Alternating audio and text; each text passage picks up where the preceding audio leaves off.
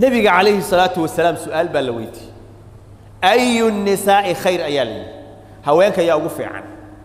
أو خير بضا مركز النبي عليه الصلاة والسلام وحو الشيء هوانتا صدحت المامود له إن أوقف عنها التي تسره إذا نظر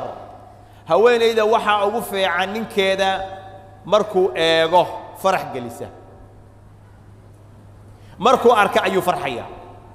وجهي فرفران وفرحات بكسر نوينيسا وحو نبسدا كأركي ومهيو وناقة كم مغضى أيو كفرحية ويفرح جلسة وتطيعه إذا أمر هادو أمر سيو وح أمرنا ويأدي عيسى كهرمان ميسو أمر جيسان عاصن ميسو ولا تخالفه فيما يكره في نفسها وماله بنبي عليه الصلاة والسلام مرة أخوك خلاف يسو وأقدر المري ميسو وح اللالية وح أونعهايو وح أونعهاينا ووسو كراهية سنة ينا كو خلاف ميسو صمين ميسو هذي وح سيه وح نفتي ذا قصية نفتيدا وح اللالية وح أسرالي كأهين كصبين ميسو علاقة كلا يحرير كلا منا يا ميسو مالكي سنة وح ونعها يا كصبين ميسو مالك يولجو إلى لي زوجة هذه حمان أو بقي ميسد يا علاقة كلا يحرير إن يلته هادو فيريا وكفر حيا هادو أمرنا أمر كيس أي أدي عيسى أو قاعدنيس هوين تصيد عسي زوجك أي جوري وتشوكته وإحنا معاه كم مقام مال إله يكون شكريا سبحانه وتعالى وحسوق لي يا نبي جواكيني الدنيا متاع وخير متاع الدنيا المرأة الصالحة الدنيا دوار راحة إذا وحى أبو قيمة بدن هوين صالحة أي أبو قيمة بدن هوين تصالحة نبي عليه الصلاة والسلام جنة أيوب بشارين هذه تلمامها صلاح الله جهل والنبي يقول إذا صلت المرأة خمسها هذا صلاته إذا شنت أي تكت وصامت شهرها بشيدنا أي صمت وحفظت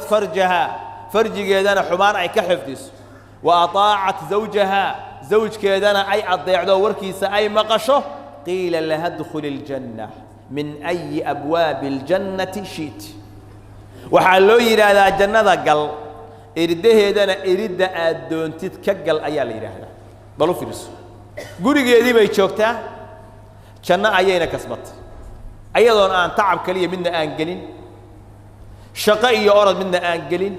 وقولي جدي أي شوكتي أي كل عبادة ستي إن إلهي أوامرتي سنة أي قادت زوج كذا أضيع ضح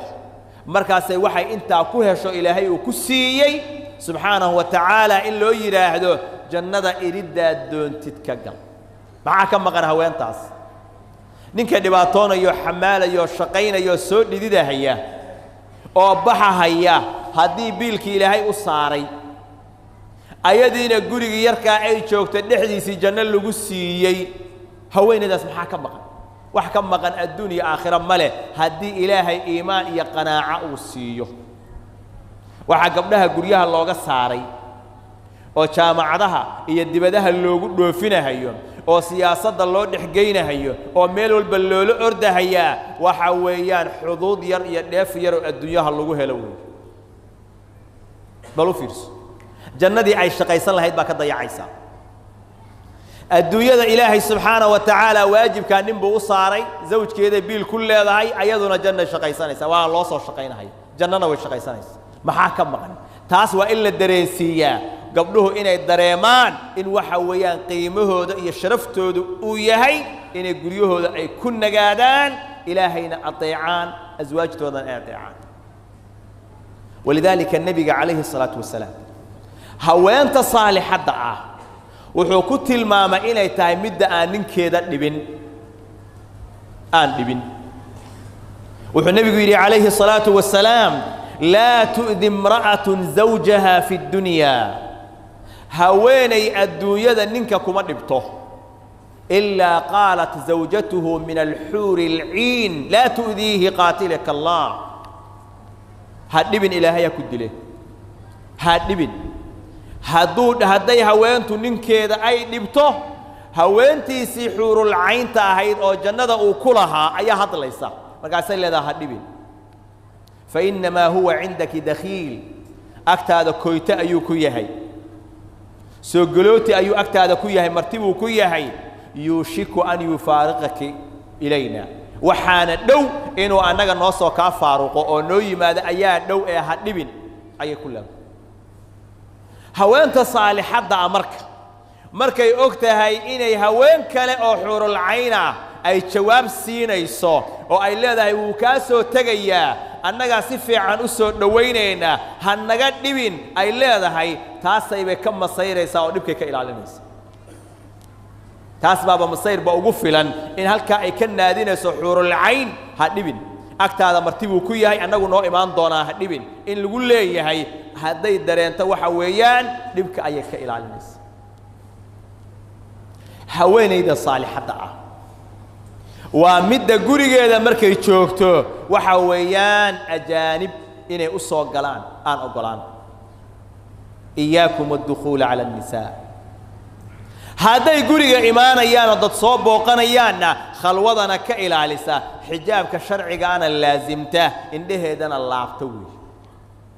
hadday baxayso oo banaanka u baxayso haweenayda saalixada waa midda iska ilaalisa at-tabarruj tabarrujku waxa weeyaan haweentu quruxdeeda inay banaanka u soo bixiso oo ajaanibtu ay arkaan ولذلك النبي عليه الصلاة والسلام وحيري ثلاثة لا تسأل عنهم صدح قولوا عندها ويدين عذابته ذو ويعضها إنها هلاك سمينا ويعضها عندها سؤال رجل فارق الجماعة وعصى إمامه ومات عاصيا نن مدحوينه مسلمين تخلافي وإمامك بيعدي سكبحي وجماعة مسلمين تفارقي وأصغوا عاصيا دنتي إيا أضون سيد كيلها كعري أو كبحصدي أو سيدا كل دنتي مدى صدحادي وحوية وامرأة غاب عنها زوجها هويني ننكيدي وكم مقناضي وكم مقيهي قد كفاها مؤنة الدنيا ظروفه الدنيا يبيلك الدنيا أو ككفالة قاضي ثم تبرجت بعده كبعدنا مركب مقيهي بيلكينا أوسيو تبرج سميسي قروح الذي صاب حسي بنانك أصاب بحري حشوتك كتكتي محاسن تيدي قروح الذي أجانب أموشسي هوان تائيضا صدح ده هلاك سنتي بكم التهي عدنا هويدين أي النبي محمد لي عليه الصلاة والسلام هوان تهدو ننكو إياه حالات كستو أي كسو جنتهي حق ملا إن وحويان أي ديدو إلا هدي ديدو لعنت بواجو جبرية إلى أي كسر لعبت وكان النبي يقول عليه الصلاة والسلام إذا باتت المرأة مهاجرة فراش زوجها هوانتو هدي وابريستو وعاو أي بريضة أيضا فراش كي زوج كذا كهاجرتو كتكتي لعنتها الملائكة حتى ترجع ملائكة أيال لعنة يسه إلى أي صلابة حديث كلا وحويان اثنتان لا تجاوز صلاتهما رؤوسهما لما قال صلاة دودو مدحو هذا ما ضافته معناه لما أقبله لما رفعية صلاة دودو لما قال صلاة دودو مدحو هذا ما ضافته عبد آبق حتى يرجع أضم بحصدي وسيد كيسك بحصدي إلى أوصال لابته وامرأة عصت زوجها حتى ترجع هويني ننكيدا كو أمر ديدي أو عاصصي إلى أي أصول لابطه وأي أتماده ولذلك النبي عليه الصلاة والسلام هويني با أتمد مركز سؤاله ويديي مركو زوج كيدا كور يستحقي كاتشوغا بيتري وحان أودا أو وح اللالية وحان أودا كما قابية أنا أصمعي مركز سوحو يري النبي عليه الصلاة والسلام فانظري أين أنت منه وحاد إيقتا ماشا زوج كاغا آد كتاغنتهي إيا وحا آد أقبتين يسيدا آد أضيعسنتهي يسيدا أمرك يسأو قادنا يسيد إيق فإنه جنتك ونارك زوج كاغو وجنة دادي وانا نار تادي أقول